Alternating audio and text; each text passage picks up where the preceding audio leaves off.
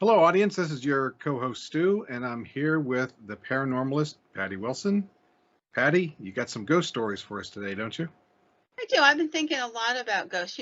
Everything else I talk about, I enjoy, and we haven't gotten into Bigfoot or UFOs and stuff yet, but looking forward to that in the future. But at the end of the day, almost all of my books were ghost stories, collections of ghost stories. And um, there's nothing I love more than a good ghost story. And the reason I love ghost stories so much is because there's so much about human resilience, about the human psyche, about experiencing the unknown, love going beyond the limits of the physical. There's so many things about it.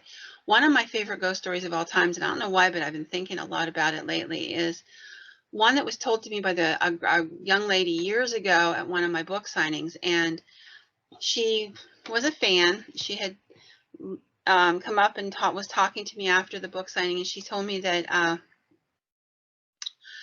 she wanted to share the story of her grandfather. Now, her mom and dad had split up when she was a little girl.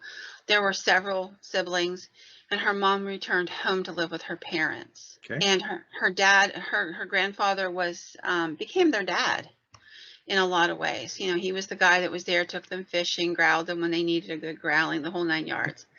And they adored him. He was the grandpa that played with them, and just, he was always there for them.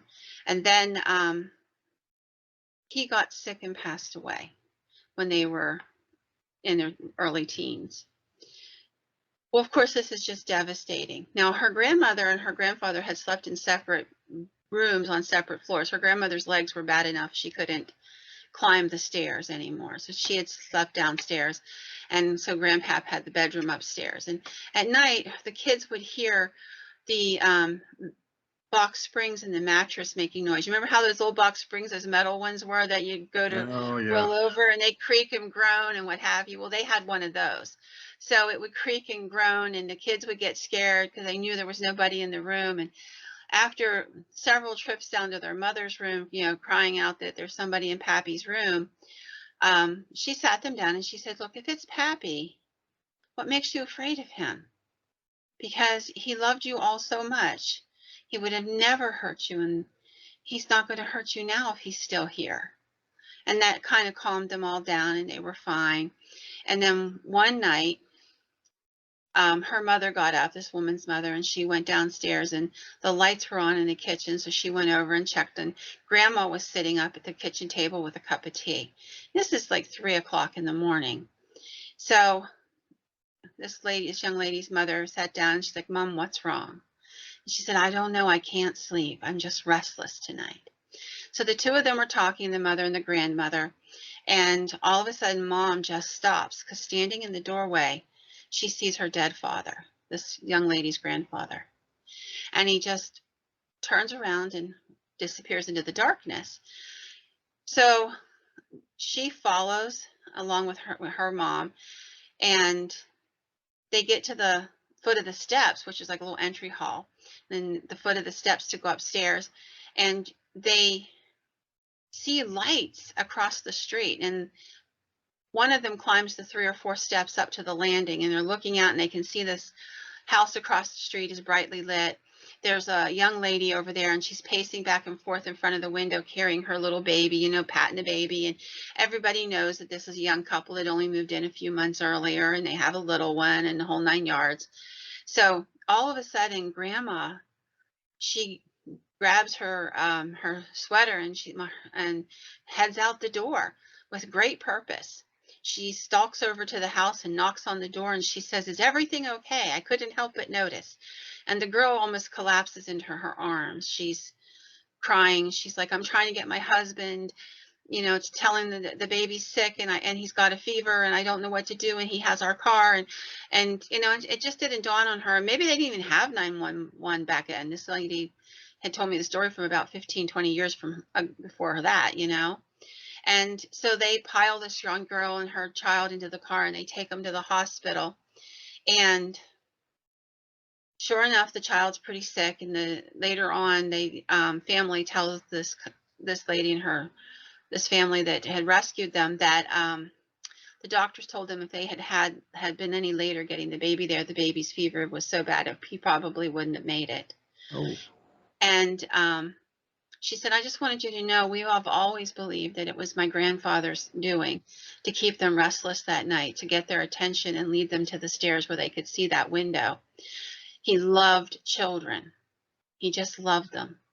And he couldn't have abided if something would have happened to that little neighborhood child.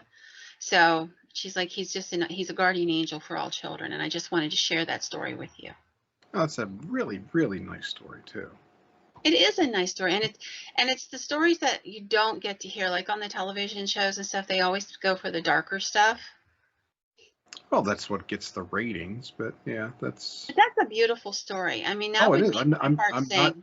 yeah, Yeah. not knocking that at all. So that was. There are a lot of those kinds of stories of help and love and of sharing, and the gift of giving from beyond the grave. There are many such stories, and of righting wrongs from beyond the grave. There are just so many of those stories out there. And I have heard so many of them through the years from families and what have you. And, they always start out with, I know you're going to think I'm crazy, but I usually know I'm getting a good story if that's the first line that someone says to me is, you're going to think I'm crazy, but, or you're not going to believe me, but. So, it's just one of those things that, it's just, you hear them all the time. I was thinking of this wonderful family I got to meet one time. They contacted me because there was a lot of paranormal things going on in their home, and had always been, as a matter of fact. Now, they had rented a home in Blair County, had been in the house for, I don't know, 15 years, something like that. It was a long time, and had been used to the house being haunted. It was haunted by the uncle of the woman who had rented them the home. She owned that house in her own, which was next door. And they had never had a problem with it. And then this was whenever all those ghost shows started coming up on TV. And his wife, the wife of that woman who lived in the house, got the bright idea to let some friends of a friend come in and ghost hunt. They had seen the gentleman a few times. They had heard the footsteps in the house, that sort of thing. Nothing dramatic, just consistent throughout the years. So she agreed to let these people come in to ghost hunt, and they were doing all the stuff they see on the ghost hunting shows, the challenging and the provoking and the calling out names and all of that, which, by the way, I don't think is a good way to ghost hunt at all. Oh, me neither. I think all you do is you anger and upset and disrespect the spirits. And anyhow, after this had happened, they'd had these people into ghost hunt, I think once or twice. I know at least once, but a couple times maybe. All of a sudden, the quality of the haunting changed completely. And it was no longer this simple, benign little haunting. It was aggressive. It was loud. They had a big glass table in their dining room, and they said that on certain nights, it sounded as though the great big chandelier type light above their dining room table literally had fallen and crashed into the glass table, and you could hear the shattering. There were nights when they'd hear what sounded like windows shattering downstairs. And they actually had called the police on multiple occasions at the beginning because it sounded like somebody broke a window in. What are you going to do in the middle of the night? You're going to call 911. Yeah, sounds reasonable. And the police would come and there would be nothing wrong. Then they would hear footsteps coming up the stairs, heavy thudding, not just the normal sound of the man they were used to, but these really heavy pounding steps. And then there were the children. They had 3 boys that shared this great big bedroom. And you came up the stairs, you went to the right and directly into the boys' room. And at the foot of the one boy's bed is a door that goes up to the attic. And they'd never had a problem in this room before, but now all of a sudden the family begins to realize, the man and his wife, that the kids have built a fortress of boxes between the bottom of the beds and that doorway. So basically they effectively had put like a wall up so that they couldn't see the door anymore. And when they were asked about it, they said the reason that they had done this is that the door would open and close on its own, and it scared them. And it had never had this issue before. So it was just getting really toxic and terrifying in the house. And then there were a couple nights when their teenage daughter was at the house with the mom, and dad was working, and the other kids were like at sleepovers and stuff. Whenever they would hear the footsteps coming up, and then doors started to slam, stuff like this. It just got more aggressive as time went on. And so that's what precipitated them finding us. And they basically had talked to Charlie, and Charlie had said, yes, I know people who can help, myself included, and we ended up over there at their home. So they were, usually how it worked on a ghost hunt was that the guys would start doing the tech work, which is like running backgrounds, doing a walkthrough, getting the layout of where we want to put all our equipment, that kind of stuff, while I did an interview with the family. So I'm sitting in the dining room doing the interview, and the man and his wife are there, of course, talking to me, explaining what's been going on. And the wife starts to ask a question, and her husband grabs her hand and squeezes it, and she stops. She changes the topic, and then she sort of dances around and comes back, and she starts again, and the husband squeezes her hand again and shakes his head no. And I said, look, if there's something you really need to ask or you need to say, you need to let me know. I can't help you if I don't know everything. Well, it had turned out that a teenage son had died about 2 years earlier in a car accident. This is like 17 years old, coming home, bad weather, that kind of thing. It was just an accident, a tragic accident. And she said, these ghost hunters who had been at the house had told us that he's the one haunting the house. He's angry because he died too young, and he's really upset with us because we've gone ahead and lived with, continued living our lives, and he's lost. He's always going to be lost for eternity. Is that true? And as this lady's shaking, tears rolling down her face, you just wanted to wrap your arms around her and tell her it was going to be okay. But the truth was, it was going to be okay. And these people had made a mistake. I'm being gracious. Otherwise, they lied. This was the obvious scenario that, they just went with it because, oh, yes, well, your son's dead. That must be him. But that negated the fact that we knew that the uncle of the owner of the house had died in the house, that he'd been seen for years. There's all kinds of stuff going on. Well, we talked a little while, and I told her, no, nobody's lost forever. And, did you ever see your son here? And she said, once, right after he died, he was at the foot of the bed, but just for a couple moments, and then he went away. And I thought back then that it was him just saying goodbye. And she's never seen him since. And it probably was just him saying goodbye, frankly.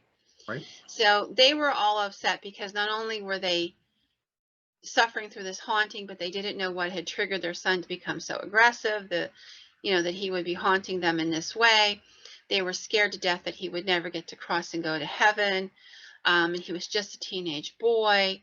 That, there were so many things at play for this family. Well, what ended up happening was we found that the people who went ghost hunting there had inadvertently, I'm going to say it's inadvertent, I don't know otherwise, inadvertently opened a portal, just like a swirling vortex of energy. And there were things coming in and out of it all the time, entities.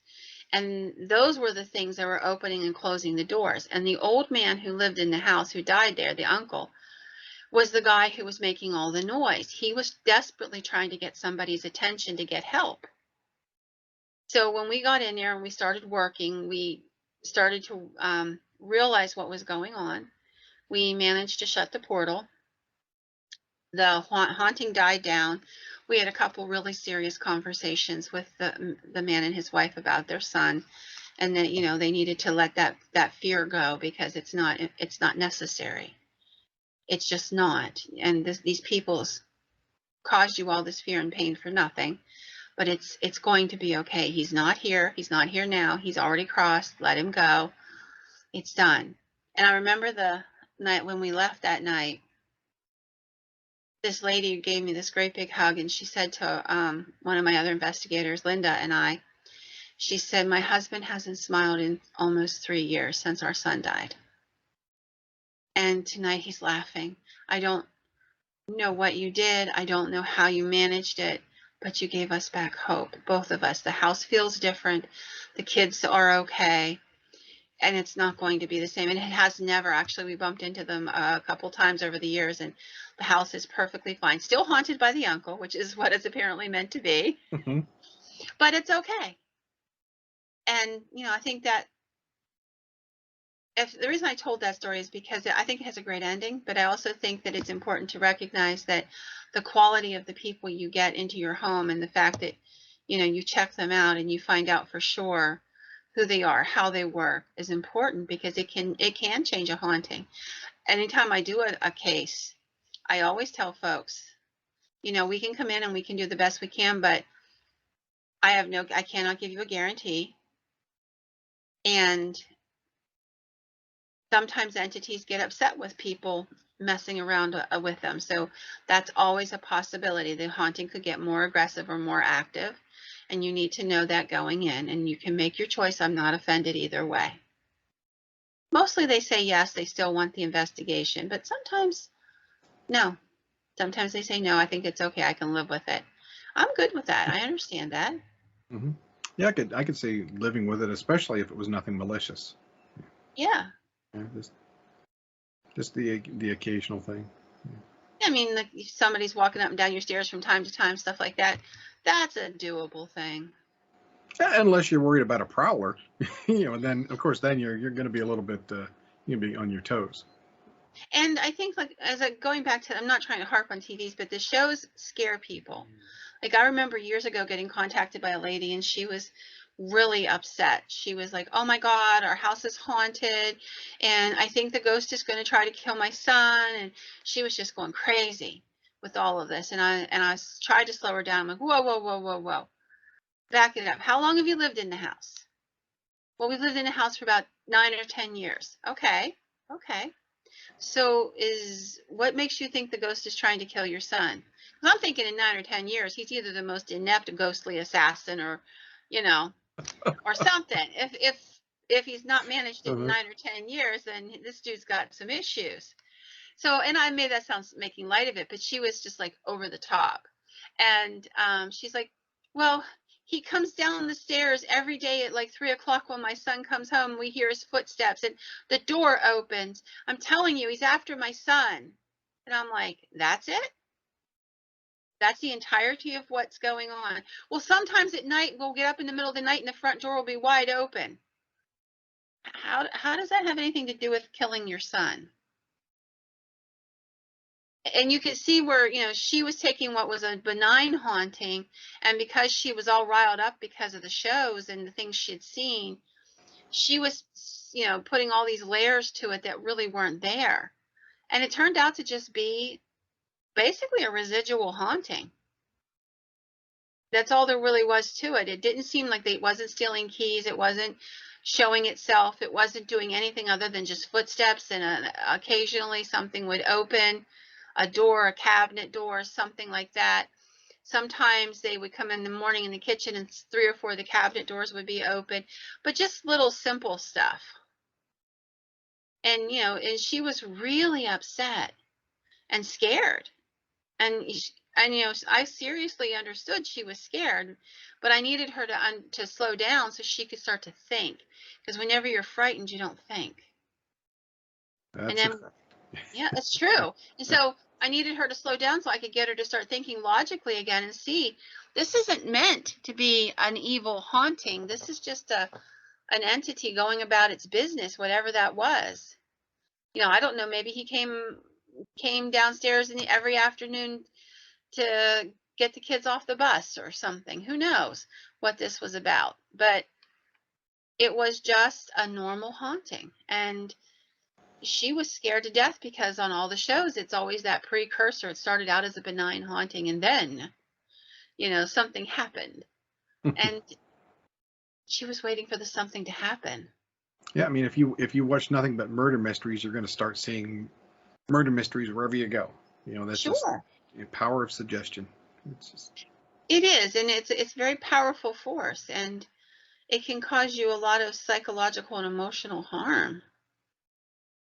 And we battle that a lot when we're doing paranormal work because people are afraid. They're scared to death. And that fear, if it isn't just in your head, that fear can be very overwhelming, and it can feed negative entities and cause them to have more strength. And so that's vitally important that slow down either way. Either you're suffering for no good reason, or you're feeding energy to something that's going to make it even more dark. So either way, it's really important as an investigator, and to calm them down and get them to slow down and think through all of this before you go any further. But there are just so many of these kinds of stories. I've probably investigated 200 houses, 300 houses over the years, and I've seen it time and time again where people have, particularly since the shows have started, because now people think about it and talk about it more than they used to. yeah, That's why. I heard your cat. Yeah, Yeah, he's sitting yeah, here. yeah. I've always been, and I don't want to use the term skeptic because obviously I do believe, but I take everything with a certain degree of skepticism. So, could this be a natural phenomenon? Could this just be something that you've watched these shows, so now everything you watch, everything you think that happens is ghost related? No, I mean there's just some circumstances that can happen that okay, this is a natural phenomenon, but then I certainly don't want to take away because there are ghosts. I firmly believe that. I think back, and I was 5 years old, so this would have been the fall of 1968. So I'm kind of dating myself there. And so I have a brother who's 19 years younger. Yeah, 19 months younger. Sorry, not 19 years. 19 months younger. I do have other siblings since then, but my mother and father and my brother and I lived in a 2-bedroom rental house in Bellefonte. And at that time, my father was, being the ever frugal man, doing a lot of the work on what he termed his dream home. It was a 3-bedroom ranch house, and he was doing a lot of he did the wiring, the drywall, the flooring. I don't think he did the framing and things like that, but he did all the other finishing type work. So it's an evening, and as it would be, my mother, my brother, and I were just sitting in the living room. I can't remember if she was reading us a book or something like that, but so in the living room's here, and then right next to us, the dining room. And this house was built probably in the 30s or 40s, just to guess. I don't know the exact date. And so everything was plaster and lath. So it's not drywall. And I remember sitting there, and all of a sudden I hear very plainly boots, heavy boots walking upstairs. Ka-thump, ka-thump, ka-thump. And my 5-year-old boy, said to my mother, is Daddy here? Oh, no, he's over working on the new house. Well, don't you hear those footsteps upstairs? And my mother says, no, I don't hear anything. And next thing I know, the entire ceiling of the dining room, so the room next to us, just falls to the floor. My gosh. The whole thing. So, of course, that's startling. Yes, so I would think. Could that sound have been just the plaster giving way after all that time? Maybe, but directly above that, that's if something's going to give way, and becoming an adult, working more with doing construction. Anybody who has a home, you're going to do construction work on your home, whether you like it or not. Yeah. So the sounds that things make. I mean, even old houses when they settle, but this is very plainly the sound of like heavy work boots. Ka-thump, thump, ka-thump, with somebody walking. So I never saw anything in that house, and we moved out of it, and we moved into the new house December of '68. So in that house, the rental house was gone. Every once in a while, when I go visit my mother, I go into Bellefonte and I drive by that old house, just looking at it, just seeing if I could see something. But that's always a memory. But it's one of those things where you never know, was that really something? Was that a ghost? Was it something paranormal, or was it just or was it just a natural occurrence? Maybe it was just that ceiling's time to come down. Who Right. Well, knows? that's scary in and Mhm. of itself, the ceiling part. But you reminded me of a story. When I was about 15 or early 16 years old, we lived in an old farmhouse. My mother had this penchant for renting these big old farmhouses. They were cheap, and for most of the year, they were economical because of that. But in the winter, they were barns. They had no insulation. They were horrible. So usually she would bail on a house by the next spring, thinking she was going to get another one that was in better shape or something. And it was a never ending process. I think we moved 13 times in 12 years. So a lot of upheaval that way. But we lived in this old house for about a year, a little over a year maybe. And when you came into the living room, on the right hand side from the front door was this a built-in staircase. It was called like a salt box staircase, where the whole thing's completely built in and you go straight up the steps. And it was just a regular, average old Pennsylvania farmhouse. Nothing exciting about it. There was no heat up there because they had never put any heat ducts up there or vents or anything. So it was cold as blazes up there in the winter. But other than that, it was just a normal old house. And very shortly after we came in and rented the house, we began to hear footsteps, but they weren't on the right-hand side where the stairs were. They were on the far left-hand side across the room. And they would sound like a person in boots going up a linoleum or wooden floor, wooden stairs, just no carpeting. Mhm. And it would be all the time, off and on all day, off and on all evening. And it would go from halfway back the hallway. You go up the steps and then you catch the sound in the hallway, but not at the end of the hallway where the stairs began. Halfway up the hallway is where you would hear the steps starting in the hallway. And then it would go back the hallway toward my bedroom, which was the end room. There were 4 bedrooms upstairs. And we would hear it all the time. And it would be one thing to hear it, for us to hear it, but then other people would hear it. Like we would have family or company or something in the house, and everybody's talking, and all of a sudden you'd hear the footsteps very loud, and they would start on the left-hand side and go up, and about halfway up the hallway, you'd suddenly hear footsteps going back the hall. Now the hall was completely carpeted, and so were the stairs that existed in this time frame. So I can't explain it. It sounded like a man's boots on wood or linoleum or something.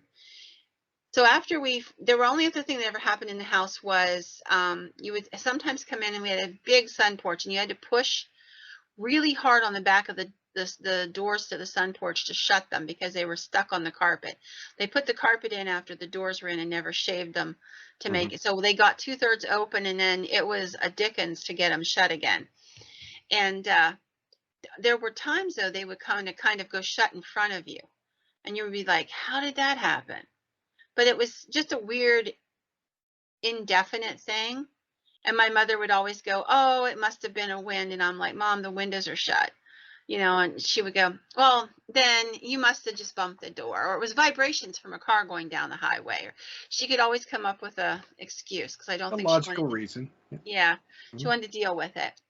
Well, anyhow, when we went to move out of this house, the guy that owned it was a farmer, and he came down and he was kind of walking through the house, making sure everything was in good shape before he gave us back the deposit. And he said to my mom, and I'll never forget it because I was just standing there waiting for them to get done so we could just get in the car and be gone. And he said to my mom, so I'm really surprised you did stay in the old place. And she's like, well, it's nothing about the house, but it was the fact that it cost her hundreds of dollars every month to heat it in the winter. That was basically why we left.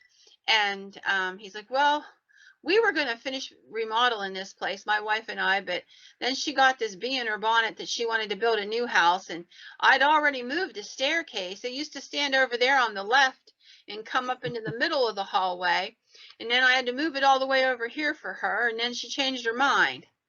And all I could hear was, it used to be on the left and come up into the middle of the hallway. And I was like, that's exactly what it is. That's exactly what we all heard all these months. So whoever he was, the man in the boots, he was still traveling the house the way it looked in his time frame. And that's that makes me think of stories how people, when they're remodeling homes, they may not have had any activity, but all of a sudden there may be spirits there that are just very unhappy that they're changing. You're changing my house. You're making it look different. So that, and that's when they make themselves known. Yes, it happens quite a bit like that. I cannot tell you the number of stories that I've heard that started out with, we never really had a whole lot happen in the house until, and then, we were doing some renovations, pulling out the cabinets in the kitchen or whatever. And then all of a sudden, and then they start telling you this ghost story, and it's very common because they still have a vested interest in the house. My friend Mark has a house in Gettysburg, and it's where his business is at. So the first floor is all business space. The second floor, until recently, was just private for like his friends to come up and stay. It was like a little apartment. And the entity that haunts the house has multiple ghosts in it, but the entity that haunts the second floor that was definitely dominant was a little tiny lady about 4'8". Her name is Mrs. Kitsmiller. She lived in the house for about 38 years. And there's a great deal of documentation on Mrs. Kitsmiller. And she's just a very independent and active spirit. And quite often she would, like we'd be doing EVP sessions up there or something, and she would say something like, Mark, this is your house, or Mark, you need to paint the room.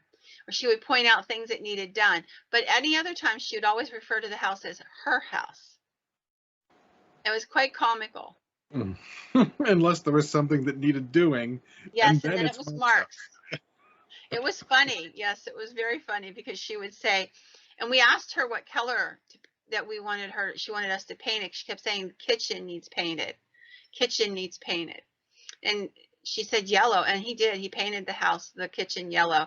He would follow the directions, and then one day she said, he told her on an EVP session, he said, would you help me with the taxes since we seem to be sharing the house? And she goes, no. But it was just, it's comical because she's an actual physical presence in the house. Like you can see her, you can hear her. She'll open and close doors. She lets herself be very known to the place. She'll pop open the cabinet doors to point out the fact that the china is chipped, stuff like that. Even before you mentioned her name, I remember you telling stories previously of Mrs. Kitzmiller. So I'm thinking, oh goody, I get to hear Mrs. Kitzmiller's story. Yes, she's just I cannot tell you how much I've gotten to become attached to her over the years. She was quite a lovely lady, and she's definitely able to voice her opinions on anything and everything in that property. So I do love Mrs. Kissmiller, but she would get very active when Mark. How he even found out the house was haunted was he was originally the second floor was supposed to be part of the business, and he had an office in what would end up being the bedroom in the center of the house. And he was visiting the house to see how the work was going on, redoing everything. And he went to open the door for the workman who had a bunch of lathing in his arms and stuff that was debris he needed to take downstairs and out. So he went down the stairs, and Mark was talking to him and followed him, and he went to open the door, and the guy said, no, wait, I want you to see this. And Mark stepped back and he said, why? What's wrong? He's like, something wrong with the door? And he said, just watch. So he kept going. He walked up to the door, and just as he got to the door swung open by itself, as if somebody was helping him. And he stepped through the door, and he looked back at Mark, and he said, it happens all the time, anytime our hands are full. Well, it turns out that on the back of the back of the house and on the first floor, that was where Mr. Kitsmiller had his shop. And I think Mr. Kitsmiller was still being a gentleman and helping folks at his shop. And very nice. And Mrs. Kitsmiller's upstairs, and she's very ferocious when she wants to be. The ghosts of the Civil War soldiers that haunt that building are intimidated by her most of the time. And they'll tell you we can't do that because Mrs. Kitsmiller wouldn't like it. All right then. Oh, seriously. It's funny. I look forward to the day that I get to meet Mrs. Kitzmiller, if that's possible. But I hope so. I hope so. Yeah, she was like one night I was in the house and I was sleeping in the bed in the middle room on the second floor, and I woke up, and there's 3 soldiers from Georgia who also haunted. That building was used by soldiers from Georgia during the battle. There's these 3 men, and they're there all the time. And they're standing in the doorway between the kitchen and the bedroom, and they won't come any further, and that's unusual. They would usually go straight through. And I woke up and I looked, and I could see them and I heard them. That's what startled me awake. And I said, "You can come in." And one of them says, "No, ma'am, I can't." And he tipped his head, and I looked, and there was Mrs. Kitsmiller sitting on the other side, keeping an eye on me. And I said, "Oh, I guess you can't." And it was her, telling him, "Well, you don't come into a lady's room. I'll just sit here with her." All right then. Yeah. Mm-hmm. But I had been not feeling well, and I had cried and had fallen asleep crying, and I think they were all a little concerned about me, but they wouldn't dare come into the room with Mrs. Kitsmiller sitting in the chair. She's you'll find out, those who are listening, you'll find out she's a character that will reoccur because she's been a big part of my life for the last 25 years. I've enjoyed very much getting to know her. And she's historically speaking, she's a fascinating character. So when was she alive? I mean, what was her role? Yeah. So she and her husband lived in the house. The front half of the house didn't exist in her time frame, and she doesn't tend to go into the front half of the house. I'm not saying she never does, but she doesn't tend to. So it was built in 2 sections, and she lived in the older section. He had his shop on the first floor. The second floor was their apartment, so it would have been 3 rooms. There was this one large bedroom and a kitchen and a living room. Although I think the rooms were reversed. I think the living room was the kitchen or the bedroom in her time frame. And she's very partial to that room. That's where she laid out 2 of her babies when they passed. And she's very serious in that room most of the time. And she lived there, as I said, for 38 years. She outlived her husband. And she lived and worked very, very hard for that house. So Mark once asked her if she wanted to cross over, and she said, "Absolutely not. I worked for this house. It's mine." Unless there's work to be done, and then it's marked. And then it's marked. Only if there's things that have to be repaired, yes. Sure.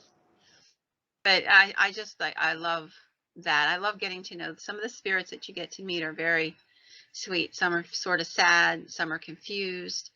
But, Gettysburg has its own vibe, if you will. It's not like any place else. Mark and I have probably had 100 conversations over the years about what makes Gettysburg so haunted. You'll see these stories where people will say things like, so-and-so's place, the most haunted, Shepherdstown, the most haunted town in America. And I'm not doubting there's ghosts in Shepherdstown for a moment. But I will tell you, probably if I had to pick the most haunted town in America, it would be Gettysburg. Well, I think the Chamber of Commerce has something to do with the most haunted town in America. So. But, this town has, you think about it, how many, 51,000 people injured and dead in a 3-day battle. And that's not counting all the others, people who've, there are other ghosts from other time frames and other events.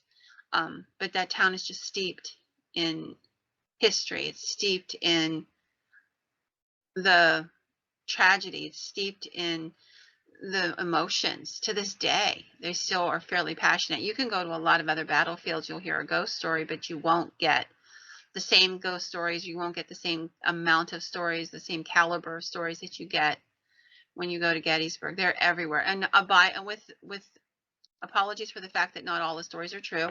It's become a cottage industry. There's 16 ghost tours in that town. And I can honestly tell you, I've seen people sitting there chipping away at the wall of their B&B so that the next time the tourists come in, they can go, "Yep, that's where the bullet exploded off the brickwork," and, and stuff like that. I've seen all of that over the years. I've been in Gettysburg a lot. But beyond all of that, it is still a very haunted town. It's rare that you don't come across a different ghost story. I've had some really interesting experiences. Probably one of the most transformational ones took place maybe 20 years ago now. That sounds weird to me, but 20 years ago now, Mark and I were signing books on 4th of July weekend, anniversary of the battle. And there was these huge lines of people that were there waiting to get books and go on the walking tours and the whole 9 yards.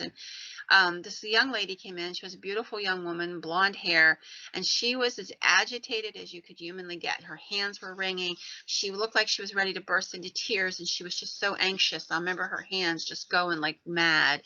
And she'd get in my line, and she'd get almost up to me, and then she'd get out of the line, and then she'd get into Mark's line, and she'd get almost up to Mark, and you could see the indecision.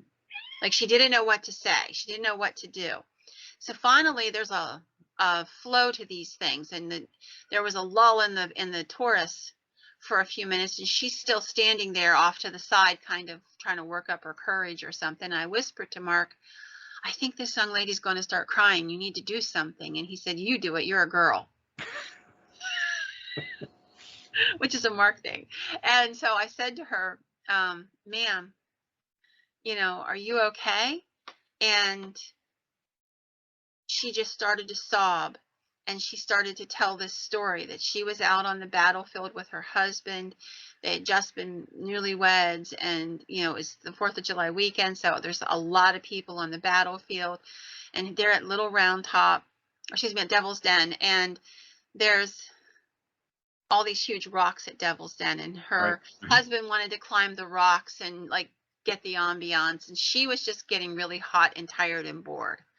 So she decided to go back to the car, turn the car on, and use the air conditioning. And she's walking in that direction, and out of the woods, this is before they had cut back the trees and what have you. They've since done that. So it was woods right up to the road at that point in time. And out of the woods comes this young man. And he's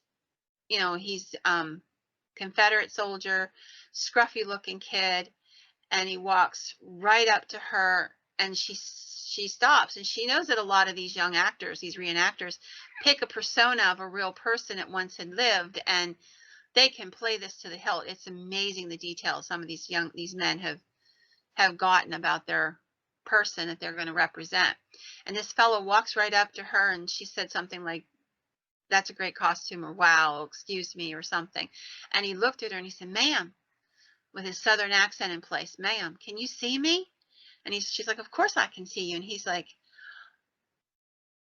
oh, ma'am, can you tell them I want to go home now? I want to see my mama. I'm Timmy Wells. I'm from the 104th Tennessee, and I've been up here fighting with them Texans on Round Top, and I just want to go home, ma'am. I just want to go see my mama. Please, can you tell someone? And just about that time, she's thinking, damn, he's good. And he was intensely good. And then this older man in the same kind of uniform came out. He was maybe in his 30s, dark black hair, scruffy beard, filthy looking. And he yells in his thick accent, Timmy, it's time to go, boy. And Timmy picks a flower, one of those plastic flowers that were on the wreaths that were standing all over the place down there. And he hands it to her, and he says, I gotta go. You've been a peach of a belle, ma'am. Will you tell him? And he takes off running behind, up to this older man. And as they turn to go back into the woods, they fade away into nothing. And that's the moment when she hears the screaming on the rocks. It's her husband and about 9 other people. They were all watching this exchange. They all saw it too, including the 2 men disappear. Well, just about the time she finishes telling this story, her husband comes in. Now, if you've ever been in Gettysburg during a big weekend, it's impossible to find parking. So that's what he had been doing all along, was hunting a place to park. So he finally comes skinning into the room, and he's like, did you tell him? Did you tell him what we saw? And he proceeds to tell us the same story from his vantage point up on the rocks. Now, I think it's a fascinating story. And here's the thing that makes it really fascinating. I know, because of Mark, that there are historians that are fascinated with just one particular state's soldiers, or Confederate soldiers only, or Union soldiers only. So through Mark, I managed to get a hold of a couple of these fellas, and one of them decided to do some research for me. I needed to know if there really was a Timmy Wells and if there was a 104th Tennessee and, and all of that. Is there anything accurate, anything we could verify about this account, or was she just a good actress? Now, I will tell you that Mark had said something that's really what put me on the trail to that. Right after they left, Mark said to me, either that girl really saw this Timmy Wells character or she's one fine historian. And I said, why is that? And he said, because the Tennessee boys were fighting on Little Round Top with the Texans, and very few people knew the Texans fought up there. So that's what got me started on this. So I found this fella and I talked to him and explained what I was looking for. About 2 months later, he came back to me and he told me, he said there were 3 Timmy Wells in units in Tennessee. He went through each of the 3 of them. The first 2, one was in his 40s, one was a captain. This boy was definitely a private. And then there was a private Timmy Wells from the 104th Tennessee missing in action after the Battle of Gettysburg. And it took you how long to find that out? About 2 months. Well, the gentleman did the work. I have to give him the credit. The gentleman did the work, but he contacted me and said, yeah. So and unless this, okay. So again, putting on the skeptic hat. So unless this woman was, like a relative or the story had been handed down, she wouldn't have known that. So that really tends to lend to the authenticity of of that encounter. It does, and that's really one of the things that I find fascinating about ghost stories, is that I can sometimes go back and find the bits and the pieces, and sometimes they can lead you in these amazing and unexpected places. For years, I would go to Chambersburg and I would talk at the library every fall. All the local libraries wanted to host the Ghost Lady in October, and I would go every one I could drive to. That I tried my best, and every time I got to Chambersburg, they would tell me the story about the Confederate soldier. So the story was that there was a Confederate soldier who had died during the second burning of Chambersburg, and this fellow was supposedly buried in an unmarked grave in the cemetery at Evergreen, and he haunted the cemetery, that he would appear to people and he wouldn't make a sound, but his mouth would be moving like he was trying to communicate, but he couldn't be heard. And I heard this story probably for 5 or 6 years running. And then I don't know what caught my attention about it after all these years, but one evening I'm listening to the story and I thought, I need to find out what parts of this can be verified. So at the same time, I met up with a fellow by the name of Larry Phelps, who was also, turns out, was on a quest to find out who this mysterious Confederate soldier was, because he had a friend who had seen him, had encountered him in the cemetery, and he just wanted to know. So Larry and I joined forces, and betwixt the 2 of us, we came up with all this information. It turned out that his name was Benjamin F. Carter. He was buried in an unmarked grave. The grave just said unknown Confederate soldier. He came from Texas, and it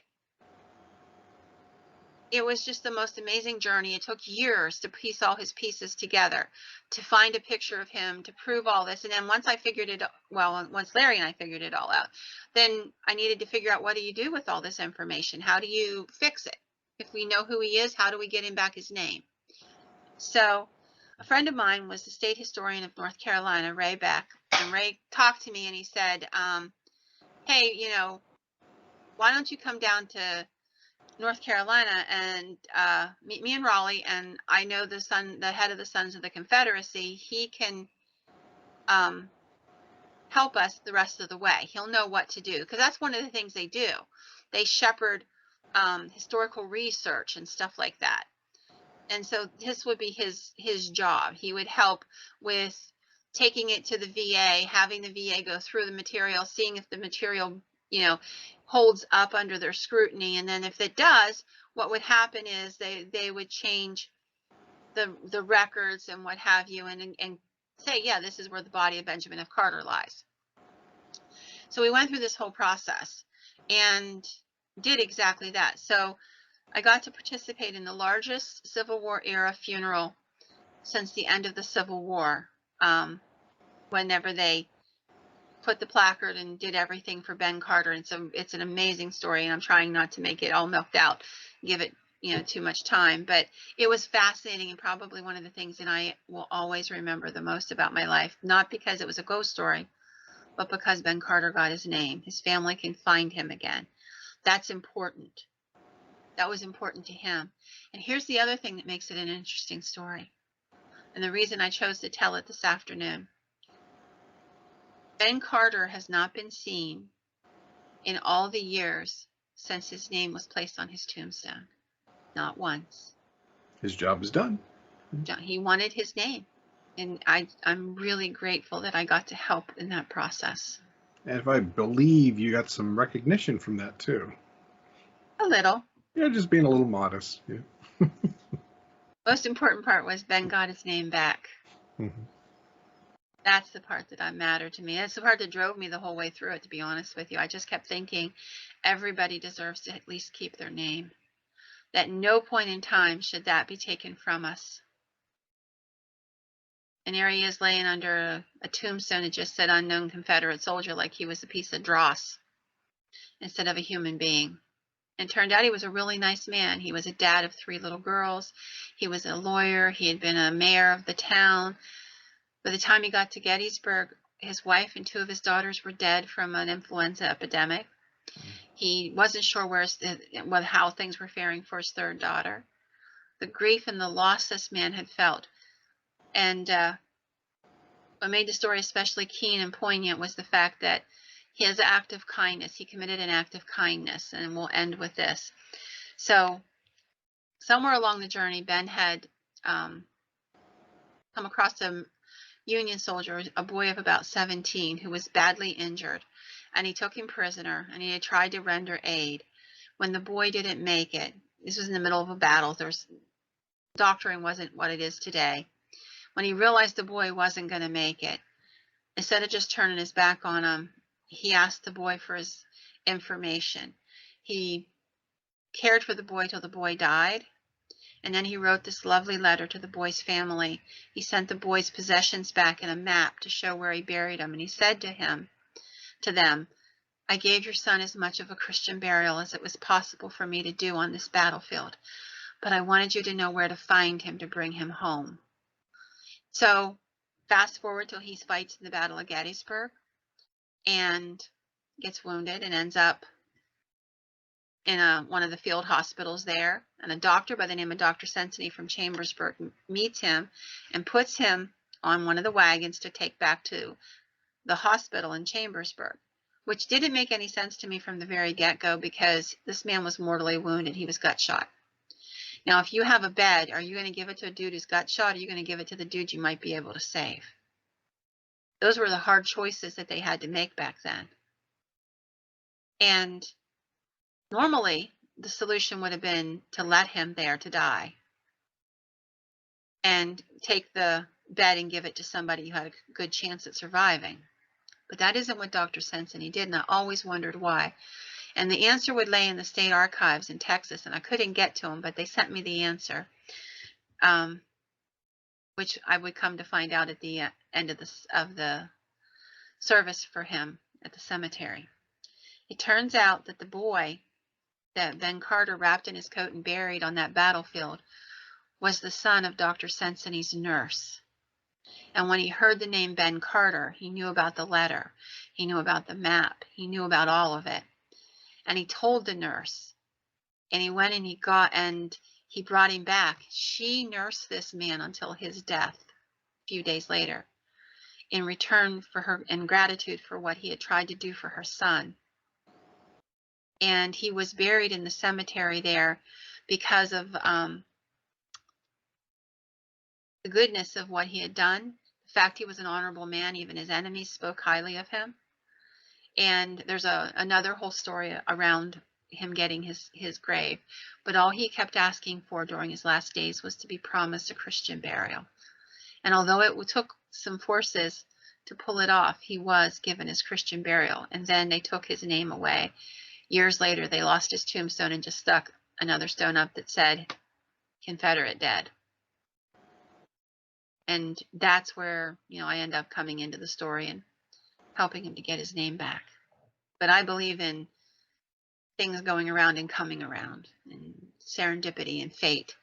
And had he not fought so hard for that boy, if he had not written that letter, if he had not sent that boy's possessions home with that map, if he had not tried to give comfort to that poor family from sitting in his own horrible conditions in that battlefield, I don't believe he would have gotten buried there. I'm just sitting here silent because I've got nothing to say, nothing to add to that. That's a perfect story. It's one of the biggest honors of my whole life. I could cry. I still love Ben Carter to this day. I've got to know his life, his family's lives, and he was a good man. He's a kind man. So that's my last ghost story for today. Well, I thoroughly enjoyed all of your stories, and hopefully anybody experiencing this will also enjoy them. And if you'd like to know when we put out new material, if you subscribe to our YouTube channel, hit that subscribe button, hit the little bell, and you'll get notified every time we post things. Now, both Patty and I have day jobs, so it's not something that we can normally put out on a schedule, but we try, so as soon as we can. So bear with us. We'll get them out as soon as we can for you. You can check our Facebook page. You can email us your stories, your comments, things at paranormalist@theparanormalistpodcast.com. All the information will be down below. If you're watching this, if you are experiencing it on an audio platform, it'll be in the information of the audio. And that's how you can get in touch with us. So we would love to hear from you. And in fact, we've had a good many people coming and joining up recently. I got on the other day and there was 7 or 8 folks just that one time alone. So please come join us, share your stories, ask questions, just become part of the Paranormalist family. We would love to have you. Agreed. Yeah, tell your friends. Yes, please.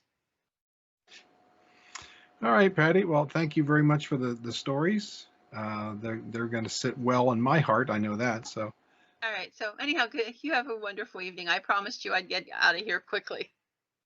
All right, Patty. Good evening to you, and we'll see everybody else the next time. Bye-bye. Yes. Bye-bye.